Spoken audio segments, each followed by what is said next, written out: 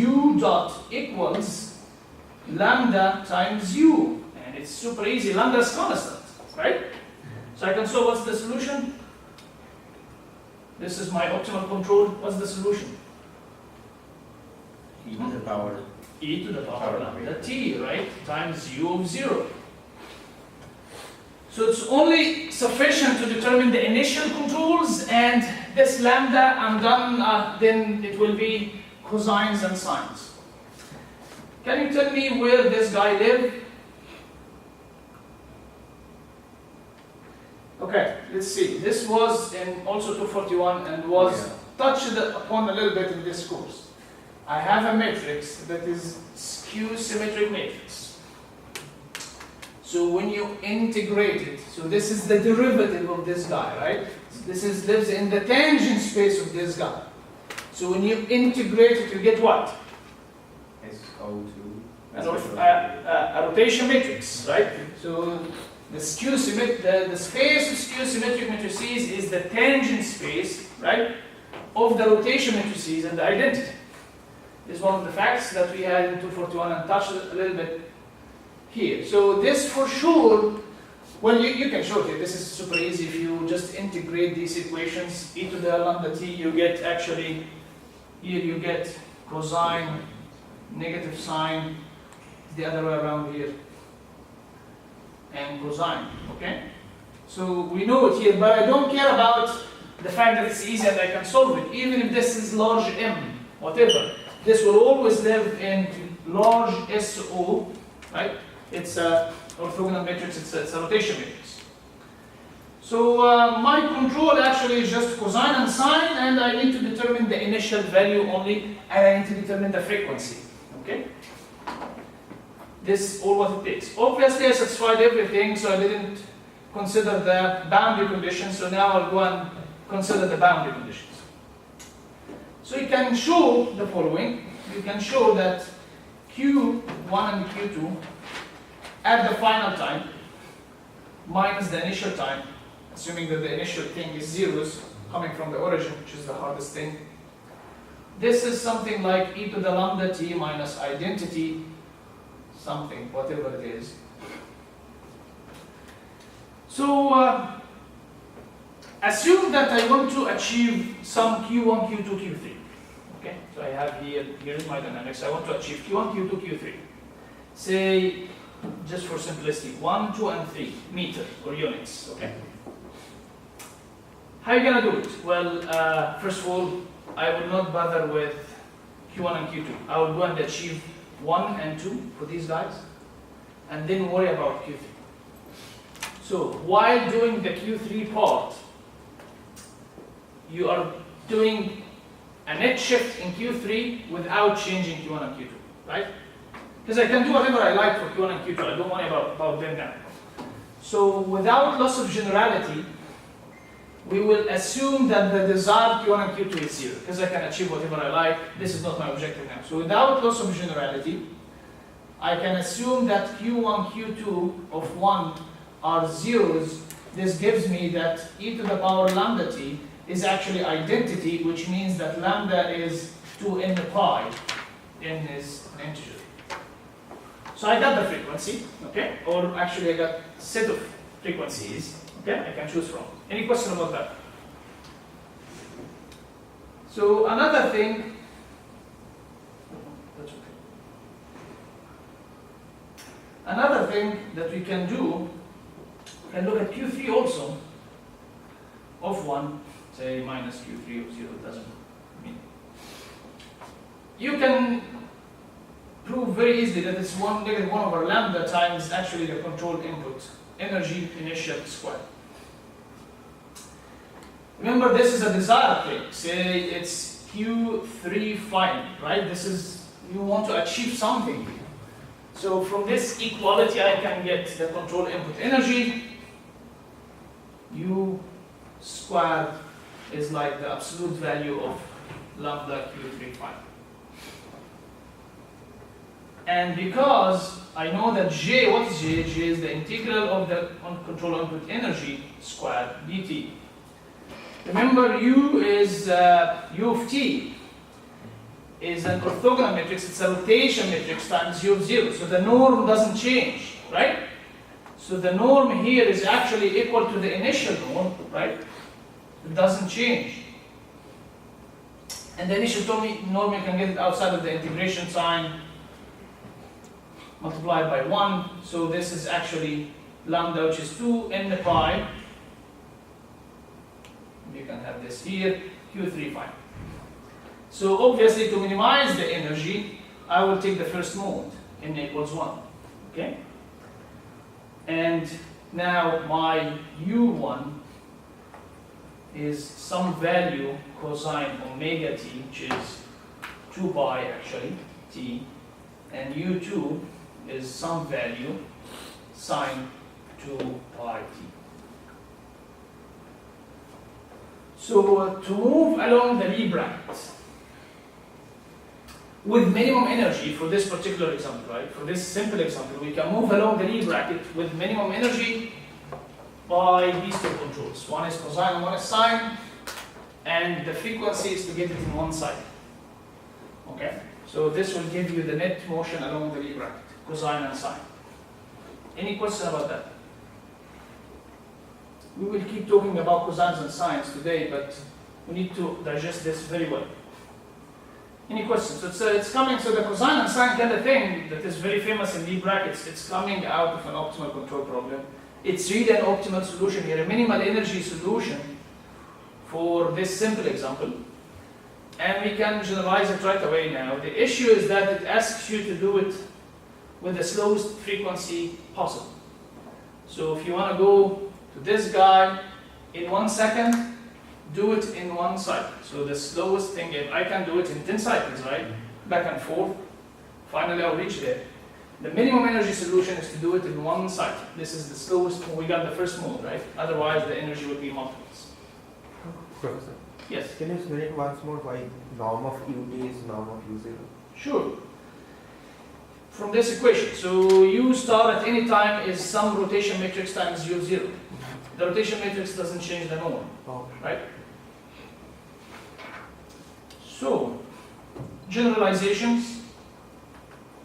This was a very specific example, generalizations. Now, we can have m of these, like ui dot is ui, I from 1 to m. And we have another for these, ij dot is qiuj minus qjui, I less than j from 1 to m. So we can lump them together actually. Q as an array is, Q dot as an array is U, and this lives in Rm. And these guys we can lump them in a matrix form. So like Y as a matrix is Q, U prime, minus the other way around, U, Q prime. And this will be in a skew-symmetric matrix. So Qij's over the off diagonal, the diagonal is 0. Because we have to have different control and coordinate here, I less than j. So this is a convenient representation as a skew-symmetric things. It's over-representation, but it's convenient. And actually it's very similar solution. You can redo all these steps again, formulate the problem as a calculus operations problem, do the solutions again. It's very similar. You will get very similar thing, that lambda is constant, that u star is also e to the power lambda t times u of 0. You will get that the j is actually the same thing, the initial only. You will get q, also q of 1. When you set it to 0, we don't care about the directly forced coordinates. We just want them to remain the same. You will get the optimal frequencies like we did here. We just got the first mode. Here it's m of these. So we have, this is the thing, it's 2 pi. This is the one that we got here. You will get multiple of these, 2 times 2 pi, up to m over 2 pi. If m is even m. If m is odd, it's m minus 1 over 2 pi. It's the multiples until you ran out of things. Okay? So it's a very similar thing. All what we have been doing here is first order controllable systems. First order controllable systems. What do you mean first order controllable systems? We mean that only first order Lie brackets just between say G1 and G2 or G2 and G3 or whatever. Only first order Lie brackets are sufficient to ensure controllability, to ensure your log. Sometimes we need second order and even more. So let's just generalize to second order controllable, which means we need something like Gi, Gj, Gk. We need to move along this Lie bracket. Okay? How we can do it? Well, if you try to formulate the problem similarly, you will get that lambda is no longer constant, and you will not be able to solve the system. The optimal solution, we don't have it for many of these examples. We don't have it. But we can learn what have been done. You can learn the lesson and try to generalize it. Let's see. Professor? Yeah. The optimal solution does not exist, or? No, it exists, but we cannot Not try it. closed form. We cannot try it in a closed form. You will do it problem by problem. So let's see why the cosine and sine was successful. Okay, let's recall here. So here is, we just need to think a little bit why this was successful. Okay. Maybe I write as what? Maybe forming an intuition, formulating an intuition, or the conclusion from before. This was the case. Q2 dot was U2 and Q3 dot was Q1 U2 minus Q3 U1.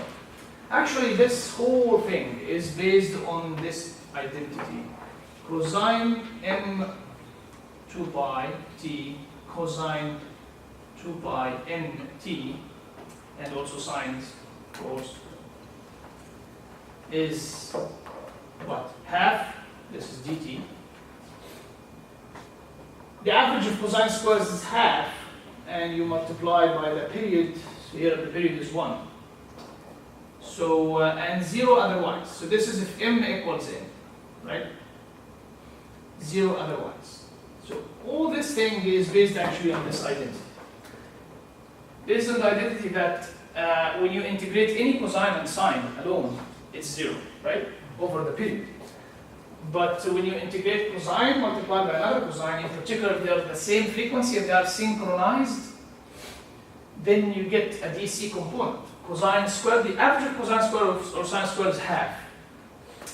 So let's look here. If U1 is cosine and this guy is sine, like what we determined, this means that U1 is cosine. It means that Q1 is the integral of U1.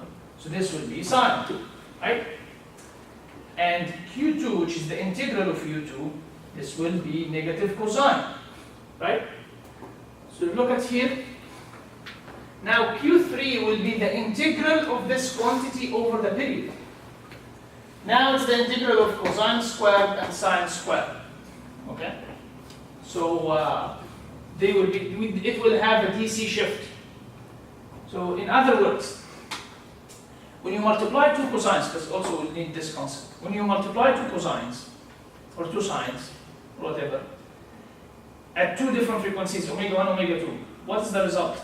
The result are two harmonics, one operating at the addition of the two frequencies, omega 1 plus omega 2, and one at the subtraction, omega 1 minus omega 2, right? So if you adjust omega 1 minus omega 2, they are equal, then omega 1 minus omega 2 is 0, so you have a DC component. This is the point, okay? So we'll generalize this concept. This is the lesson here. So let's generalize it. People who generalize it, as you can see from the name, actually the name is very telling. Steering using sinusoids. This was the name of the paper.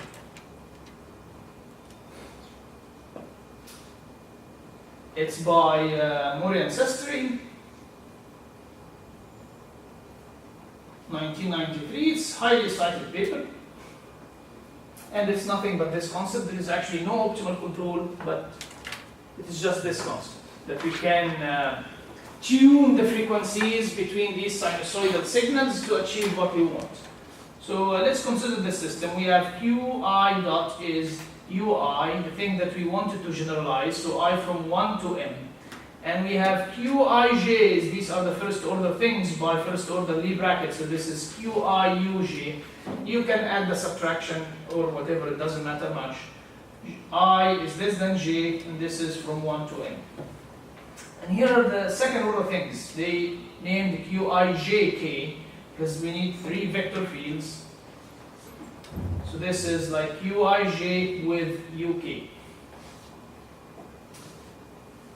So their strategy was, okay, first, steer Qi's directly, because I can do that. I have direct control authority. Go whatever you like.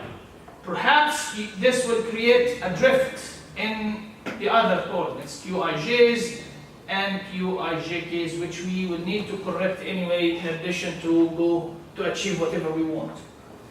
Next, we will steer the Qij's.